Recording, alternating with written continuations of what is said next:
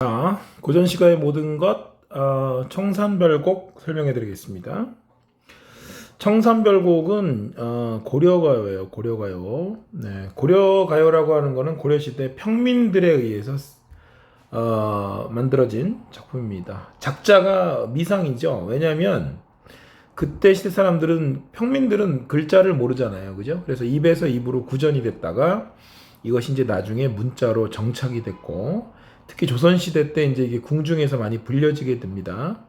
갈래가 그런 거기 때문에 청산별곡을 비롯해서 고려가요들은 대부분 다 작자가 미상이다. 알 수 없다. 그렇죠? 네, 이렇게 볼 수 있습니다.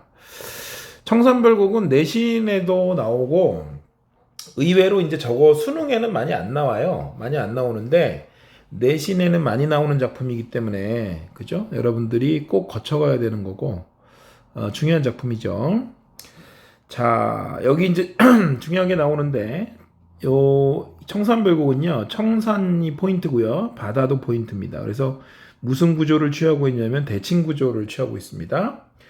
총 몇 년을 이루고 있냐면 8년으로 이루어져 있습니다. 총 8년인데 여기 보면 여러분 이 부분이 되게 중요해요. 네. 1년에서 8년까지인데 대칭 구조라는 거는 어떤 의미냐면은 1년과 5년, 2년과 6년, 3년과 7년, 4년과 8년 이렇게 대칭이 된다는 의미인데 사실은 6년하고 5년이 바뀌어 있습니다.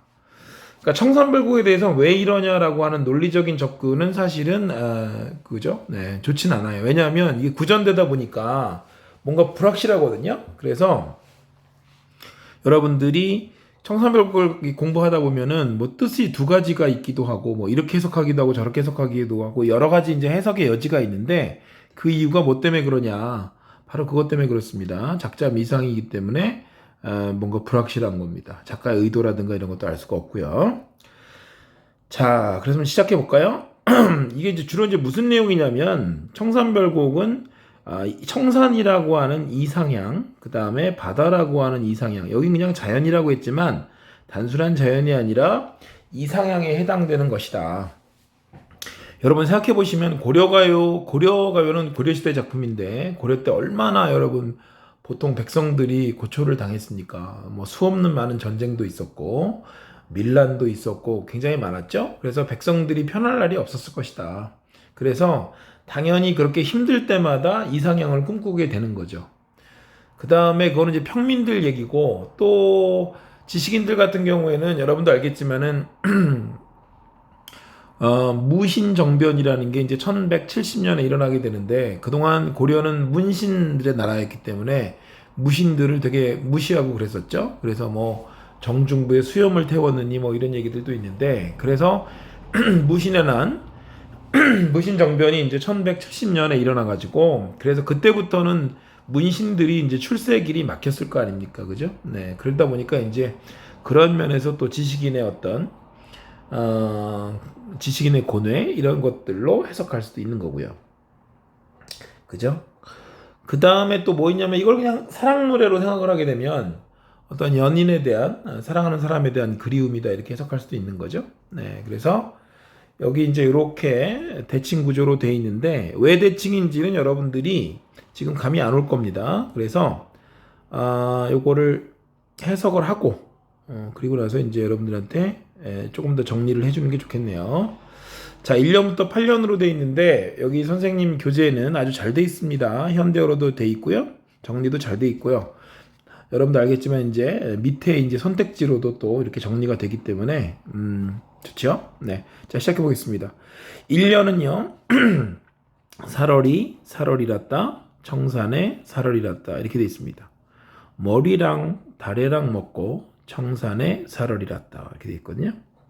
자, 여기 보게 되면 여기 여러분 여기서 살월이랐다. 청산에 살월이랐다. 그래서 여기는 이런 거를 이런 표현 방식을 뭐라고 그러죠? 첫 번째, 두 번째, 네 번째에 같은 단어가 오게 됩니다. 그래서 이거를 AABA 구조라고 해요. 선생님 여기 맨 앞에는 라따가 없는데요? 그렇죠. 이걸 이제 계속 반복하다 보니까 앞에 생략된 걸로 간주를 하는 겁니다. 그래서 여기는 뭐다? 네, AABA 구조가 나타난다. 이거 시험 포인트죠. 근데 이 AABA 구조는 뭐냐면은 이게 단어의 반복이에요.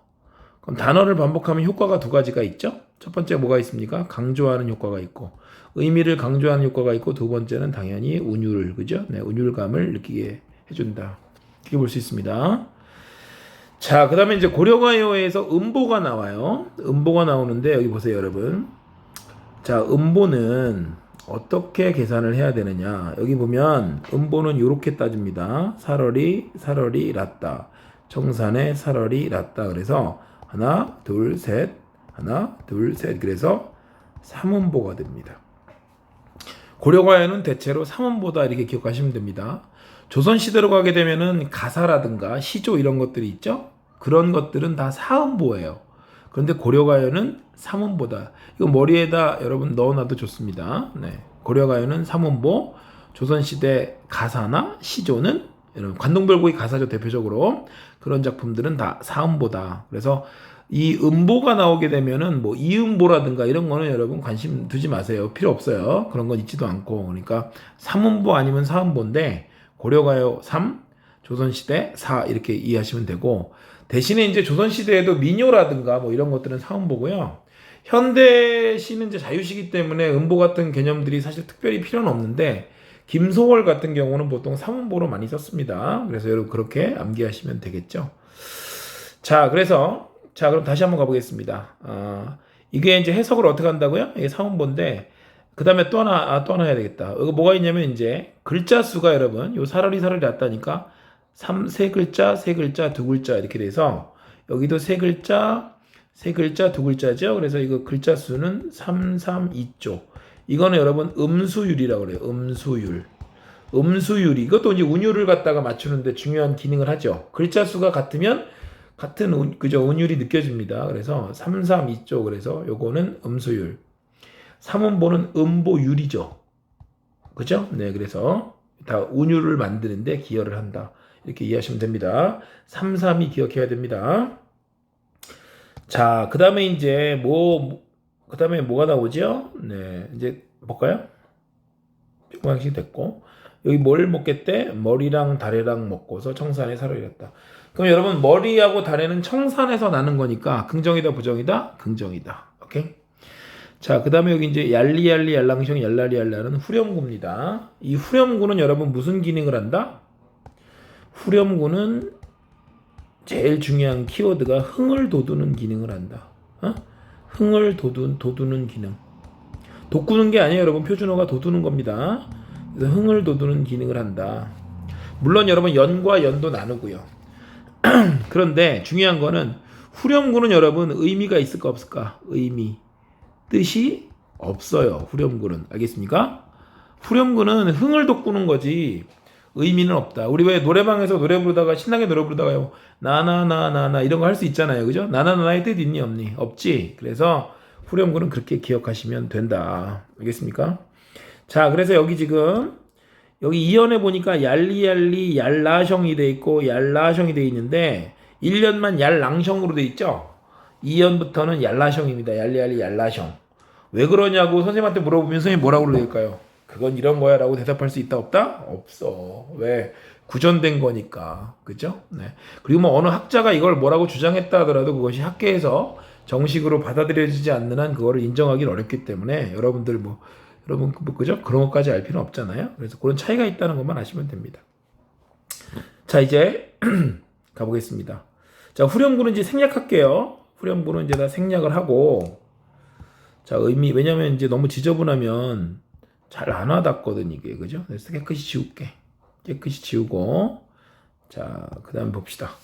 이연 보면 이제 시험 포인트, 여기 보면, 울어라 새요. 자고 일어 울어라 새요. 이 새가 이제 날아다니는 새죠. 그래서 우는구나 새요. 자고 일어나 우는구나 새요. 이것도 AA, BA 구조입니다. 이것도. 이연도 여러분 AA, BA 구조가 있어요. 근데 중요한 건 이제, 의미를 해석을 할 줄 알아야 되는데, 널라와 중요합니다. 널라와는요, 너보다를 갖다가 이렇게 쓴 거예요. 너보다. 알겠습니까? 그 다음에 시름이 여러분, 근심, 걱정입니다. 근데 하다는 건 뭐야? 기본형이 하다인데, 하다는 두 가지 뜻이 있어요. 첫 번째는 많다. 두 번째는 크다. 이런 게 있는데, 여기서는 이제 시름이 많다. 이렇게 해석할 수 있겠죠? 그러니까 새한테 지금 말을 거는데, 새가 너보다 시름이 많은 나도 자고 일어나 운다. 너 우는구나. 그런데 너보다 시름이 많은 나도 자고 일어나 울어. 그렇게 된 거죠. 그럼 여기서 그러면 어떻게 되는 겁니까? 화자하고 새하고 둘 다 운다는 건 슬퍼서 우는 거니까 감정이 같네요. 그러니까 당연히 여기 표현 방식이 뭐가 쓰였다? 감정이입이 쓰였다. 이렇게 되는 거지. 어렵지 않죠? 네. 감정이입이 되려면 우리가 지난번에 유리왕의 황조가 할 때도 선생님이 얘기했는데 감정이입이 되려면 화자와 이 사물의 감정이 일치해야 됩니다. 대조적일 땐 감정이입이 아니에요. 그때는 그냥 객관적 상관물하고 의인법이 쓰였다. 이렇게 하는 겁니다. 알겠죠? 네, 그래서 여기 감정이입이 된 거니까 당연히 여러분 이거 시험 포인트죠. 중요한 포인트겠지. 됐지? 오케이. 그래서 우는구나 새요. 자고 일어나 우는구나 새요. 너보다 시름이 많은 나도 자고 오니로다. 그래서 뭔가 지금 화자는 시름이 많은 사람입니다. 그죠? 그래서 아까 여기 청산에 가고 싶다는 게 뭐였냐면은 당연하죠. 우리가 근심 걱정 있을 때 뭐야? 이상향으로 가고 싶잖아. 그죠? 네, 그래서 그렇게 해석할 수 있다. 물론 가끔 시험에 이제 이런 것도 나올 수 있습니다. 살얼이 딸을 지금 살고 있다로 해석을 하자. 현재 지금 여기에 살고 있다로 해석하게 되면 의미가 완전히 달라지죠. 그죠? 살고 싶다가 아니라 살고 있다 그러면은 그죠? 청산으로 그러면 청산의 공간적 의미가 달라지겠죠? 청산에 살고 있는데 청산의 마음에 안 들어야지 정상인 거지. 청산에 살고 있는데 여기가 너무 만족스럽다 그런 시는 없거든요. 네, 그래서 여기서 보통 우리 통설적으로 일반적으로 어떻게 해석하냐면 청산은 이상향이고 지금 현재 화자는 청산을 향하고 있는 거지 청산에 살진 않는다 이렇게 해석하는 게 좋습니다. 자, 그 다음에 이제 가던세 나왔는데요. 여기가 해석이 두 가지로 되죠. 가던세 본다. 물 아래 가던세 본다. 이 물 아래 되게 중요한 공간입니다. 이 물 아래 포인트야. 알겠어? 물 아래. 자, 잉 묻은 장글랑 가지고 물 아래 가던세 본다. 문맥이 잘 안 통합니다, 여러분, 여기서.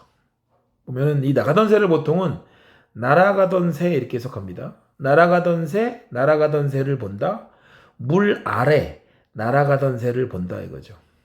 선생님이 그림 잘 못 그리는데 한번 그림 그려볼게요. 여기 지금 이렇게 산이 이렇게 있어요. 이거 청산이야. 근데 여기 지금 보면 이렇게 이제 뭐 길이 있고 여기에 물이 이렇게 있을 거 아니겠습니까? 그죠? 여기 이제 물이 이렇게 있어. 물이 이렇게 있는데 화자는 지금 어디 쪽으로 가고 있어? 네, 여기서 이렇게 해서 청산 쪽으로 가고 있다. 알겠습니까? 청산 쪽으로 가고 있는데 여기서 얘가 이 물 아래 쪽을 갔다가 물 아래에는 뭐 얘가 살던 곳이 있었겠죠. 거기를 돌아본다 이거지. 그럼 날아가던 새를 본다. 물 아래 날아가던 새를 본다. 그럼 물 아래를 화자가 본다는 건데 이게 좀 중요한 건데 바로 이 물 아래가 화자가 살던 곳이다. 그러면 여기를 얘가 지금 청산으로 가면서 여기를 돌아본다는 건 무슨 얘기입니까? 뭐가 남았다? 미련이 남은 거예요. 미련. 알겠습니까? 지금 청산을 이상향이라고 한다면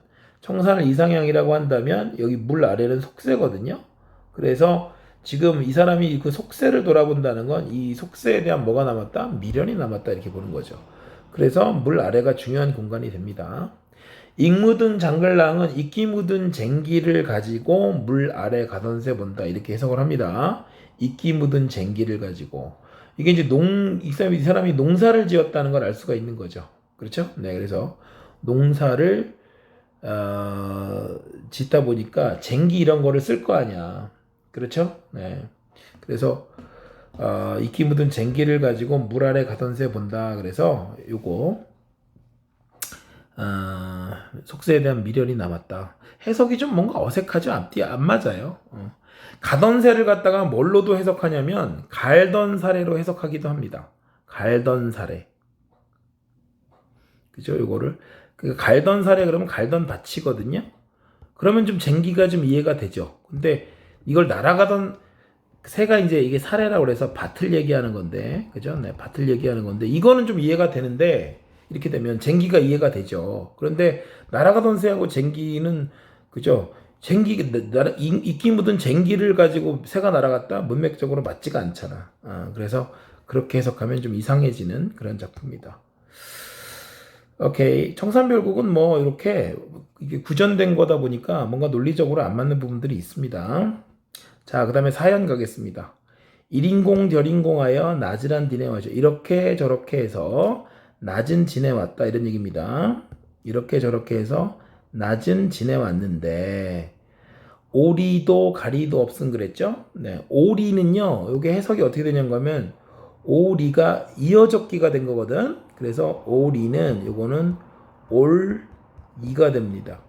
그래서 올 사람도 가리는 갈 사람입니다. 그래서 올 사람도 갈 사람도 없는 밤을한 또 어찌 허리라. 밤은 또 어찌하겠느냐 이렇게 돼 있어. 오케이. 자, 그래서 요 부분 그죠? 그럼 화자는 지금 혼자 남아가지고 어떻게 된 거야? 굉장히 외로움을 느끼겠죠? 고독. 알겠습니까? 그래서 절망적인 고독을 느낀다. 비탄이라고 하는 것은 이제 슬프게 탄식한다 그런 얘기죠. 여러분 낮이 외롭습니까? 밤이 외롭습니까? 아무래도 밤이 더 외로워요. 낮은 어떻게죠? 이럭저럭 낮은 지낼 수 있는데 밤에는 아무 올 사람도 없고 갈 사람도 없는데 이때 밤은 어떻게 난 견디지? 그래서 자기의 고독을 지금 말하고 있다. 알겠죠? 네. 여기까지 사연입니다. 자, 그럼 이제 오연을 보겠습니다. 오연이 이제 보면 6년하고 좀 뒤바뀌어 있지 않나 이렇게 볼 수가 있는 건데요. 자, 바닥은 볼게요. 근데 여기서 점에 이제 어디라 던지던 돌고 누리라 마치던 돌고 이렇게 나왔습니다. 여기 이제 돌이 나와 있습니다. 돌이. 자, 이거는 무슨 뜻이냐면 어디라고 던지던 돌인가 누구를 마치던 돌인가 돌로 누구를 맞췄다는 거죠. 그래서 미리는 똑같습니다. 아까 오리 가리하고 마찬가지로 미리는 밀이 괴리는 괴인데요. 밀이는 미워할 사람, 괴이는 그죠? 네, 사랑할 사람입니다. 괴다가 사랑하다거든. 그래서 미다는 미워하다, 괴다는 사랑하다. 오케이. 그래서 밀이는 미워할 사람, 괴이는 사랑할 사람도 없이 그죠? 맞아서 운다. 뭘로 맞아서? 돌로 맞아서. 그럼 여러분 이렇게 지나가는데 갑자기 돌이 날아와서 맞았다 그러면 어때? 굉장히 황당하겠지, 그지?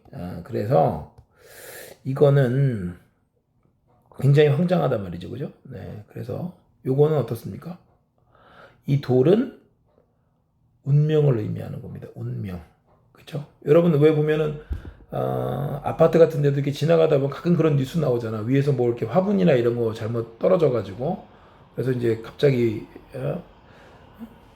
그냥 뭐 머리에 맞고 이래갖고 돌아가시는 분도 가끔 뉴스에 나오고 그러는데 그런 거는 우리가 생각할 때 좀 논리적으로는 이해가 안 가잖아요. 그죠? 네, 그래서 어떻게 도대체 왜 하필 그때 지나가셨나 거기를 그래서 왜 그렇게 됐나 그렇게 되기 때문에 그거는 모든 게 다 운명이다 이런 거 아니겠어. 그죠? 그래서 여기서 좀 돌 같은 경우에도 이거를 운명으로 보통 해석을 한다.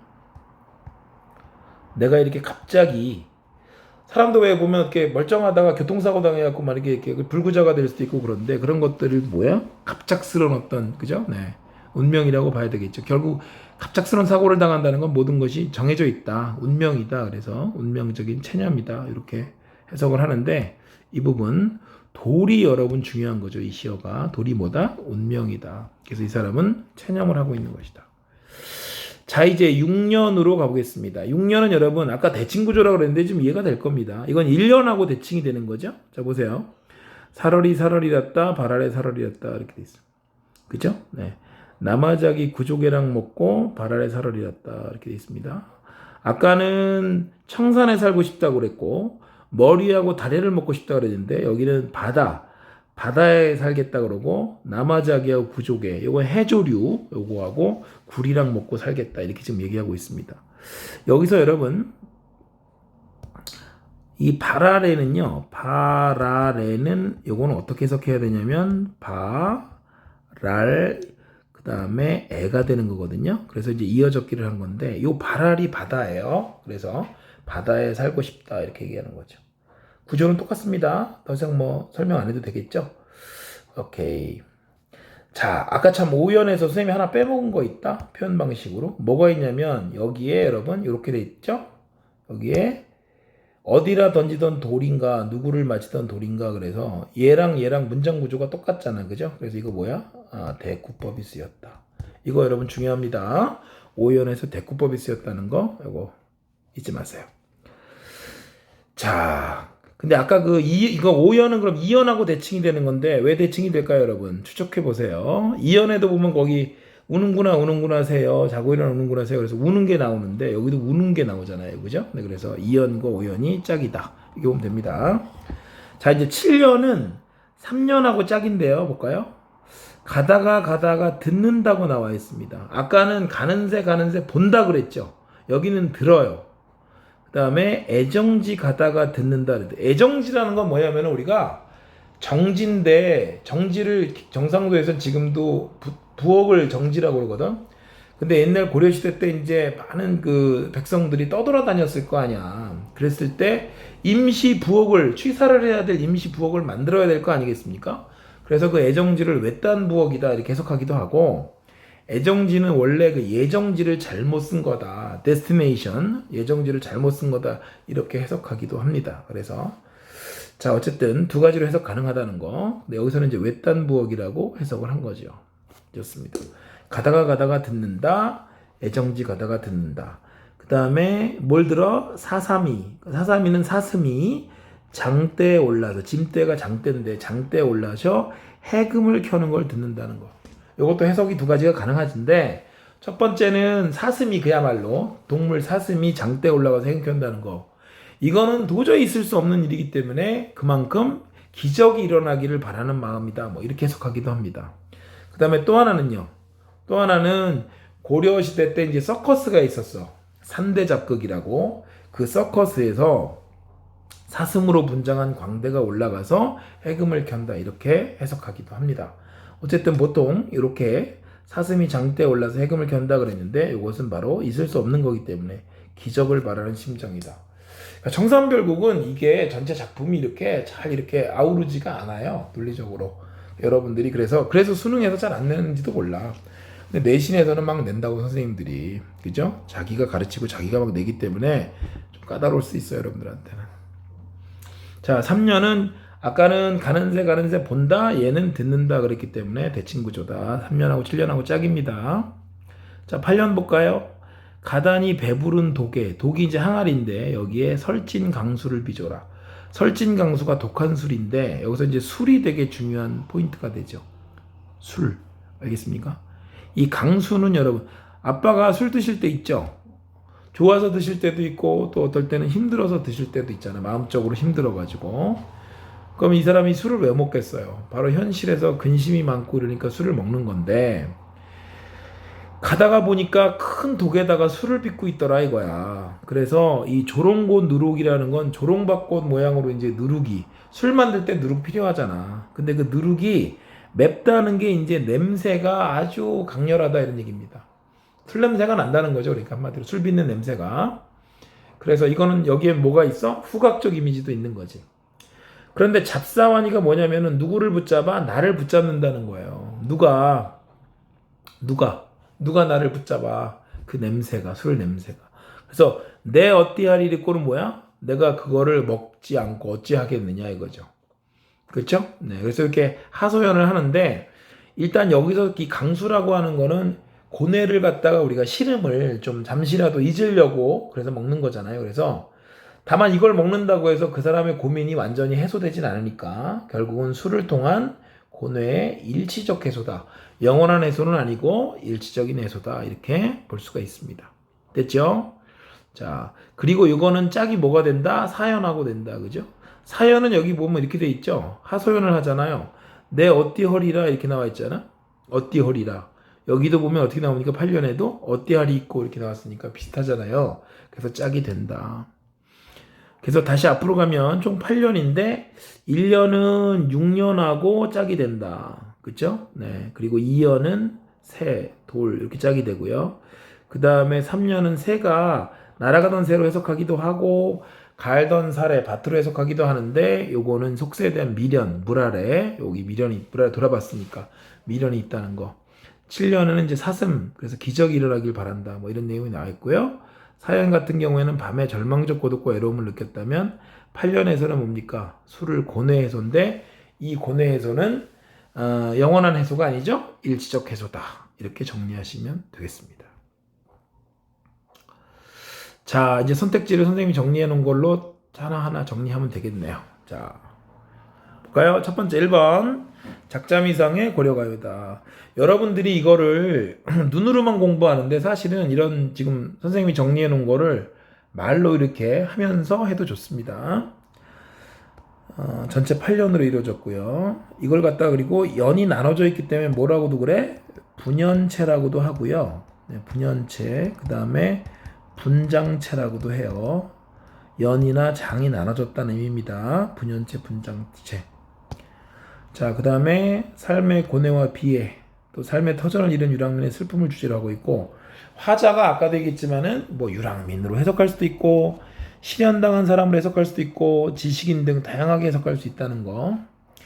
그 다음에 고려가요 중에서 가장 문학성이 뛰어난 작품으로 꼽힌다. 그 다음에 후렴구가 있죠. 그죠? 네, 좋습니다. 그 다음에 대칭구조고 있고요. 형식미 당연히 있고, 리을음과 이응음의 어울림에서 비춰는 음악성. 아까 뭐 있었어? 얄리얄리 알랑셩 얄라리얄라 이런 것들. 그죠? 기억나죠? 반복법 있었고요. 뭐 있었어? AABA 구조. 알겠죠? 네, 사러리였다. 청산의 사러리였다. 이런 거. 우는구나 하세요. 자고 일어나 우는구나 하세요. 이런 거. 오케이. 그래서 반복법과 상징법을 사용해서 정서 드러냈고, 적절한 비유, 고도의 상징성, 빼어난 운율미, 정제된 형태미 이런 거. 좋습니다. 자, 그 다음에 이제 다음 11번. 청산이 뭐라고요? 네, 이상향이고 현실 도피처다. 이렇게 해석할 수 있다는 거. 살얼이랐단 아까도 얘기했지만 살겠노라하고 살고 있다 두 가지로 해석할 수 있는데 보통은 살겠노라로 해석하더라. 알겠습니까? 네. 자, 그 다음에 머리와 다리는 청산에 있는 청산식품이죠? 아까 바다식품도 있죠, 여러분. 그죠? 남아자기 구조. 이거 다 긍정적인 의미가 있죠. 왜냐하면 청산이 긍정적인 공간이니까 그 안에 있는 머리하고 다리도 당연히 긍정적이다. 그 다음에 이제 14번. 이연의 새 있죠? 네, 우는구나 세요. 이거는 감정이입이 됐다 그랬으니까 한자성어로 하게 되면 그 새의 처지와 나의 처지가 같다, 비슷하다. 다만 시름은 내가 걔보다 좀 더 많다 그랬습니다. 그래서 동병상련의 처지다. 그 다음에 가던 새는 날아가던 새, 갈던 살의 두 가지로 해석할 수 있다는 거. 그 다음에 물 아래는 속새 또는 화자가 살던 곳이다. 그래서 청산으로 가던 화자가 물 아래를 돌아본다. 돌아보는 거에서 아, 화자가 뭘 갖고 있다? 미련을 갖고 있구나 라는 걸 알고 있습니다. 미련을 가지고 있다. 그쵸? 우리가 이거 질척거린다 그러잖아. 그죠? 네, 막 떠나지를 못하고 좀 뭔가 질척거리고 있는 거죠 지금. 자, 여기 보세요. 나즈라는 이어적기인데 끊어적기 하면 나즈란 이렇게 되는 거고요. 오리는 올이, 가리는 갈이 이렇게 되는 거고, 바무라는 바무란 이렇게 되고, 끊어적기 하면 어띠어리라는 어쩌란 말이냐. 그래서 이거는 화자의 탄식이다.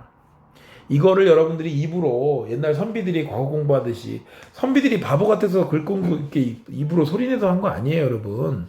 음독을 하는 것이 여러분 굉장히 기억하는 데 도움도 되니까 여러분 눈으로만 읽으려고 하지 말고 음독도 해보세요. 그죠? 네. 자, 여기서 이제 선생님이 해준 거 갖고 시험에 다 나온단 말이야. 자, 22번에 돌은 어찌할 수 없는 운명이다. 그 다음에 미리는 밀이, 괴리는 괴리. 그 다음에 오연에서 그죠? 체념적 태도 어찌하리, 그죠? 여기 보면 돌 맞았는데 그죠? 어찌하겠느냐 이랬으니까 체념적 태도. 자, 6년에서 발알은 바다의 의미죠. 이상향입니다. 역시 애정지는 외딴부엌, 즉 임시부엌이고, 하나는 목적지로 해석하기도 하는데 보통 이렇게 해석한다. 외딴부엌으로. 그 다음에 사슴이 짐대 올라서 해금을 켠다는 거는 사슴이 장대 올라 해금을 켜는 것, 또는 고려 산대작극, 그죠? 산대자피 서커스인데 여기서 사슴으로 분장한 광대가 장대 올라 해금을 켠다. 이렇게도 해석할 수 있다.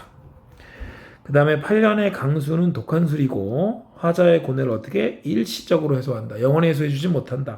일시적으로. 그 다음에 8년의 어찌하리 있고는 사연의 어찌오리라 대응되니까 여러분 뭐예요? 대칭구조가 된다. 이렇게 보면 되겠죠. 자, 표현 볼까요? 표현은 뭐 있습니까? AAB 구조가 있다. 1년에. 그죠? 네, 사러리였다. 청산의 사러리였다. 그 다음에 1년에서 음보율 3음보, 음수율 332조. 자, 2년에서는 AAB주의 구조 있고, 역시 우는구나 새 이런 거 있고, 3년에도 있습니다. 새는 감정이입이다. 그 다음에 1인공, 덜인공은 이럭저럭을 운율감 있게 1인공, 덜인공 이렇게 표현한 거고, 오연에 아까 대꾸법 하나 있다고 중요하다 그랬죠? 그죠? 그죠? 어디다 마치던 돌코, 누리다 마치던 돌코 이랬는데 이거 대꾸법이다. 그다음에 오연에 비해가 있고 운이로라고 끝난다는 점에서 이연. 운다 그런 거니까 이연에 대응. 대응된다는 게 여기서는 대칭된다는 의미로 쓰인 겁니다. 6년의 짝이 뭡니까? 1년이고요. 6년에도 A, B, 사라리 사라리였다, 발아래 사라리였다 있고요. 나머지 구족에는 머리하고 달에, 얘는 청산식품, 얘는 바다식품이니까 둘 다 긍정이다. 7년에 A, B 구조, 그 다음에 7년하고 3년하고 대응이 되고 8년에는 아까 뭐라 그랬어? 냄새가 나를 붙잡는다라고 그랬죠. 그죠? 조롱밭 누룩이 매화 그랬는데 조롱밭꽃 모양의 누룩이 냄새가 강렬해갖고 나를 잡는다. 그래서 여기에 뭐가 있다? 후각적 이미지가 있다. Got it. 이렇게 해서 여기 뒤에 이해와 감상도 있으니까 여러분들 여기 잘 공부하시면 엄청난 도움을 받을 수 있다. 이상 저는 윤건호 원장이었습니다. 수고했습니다.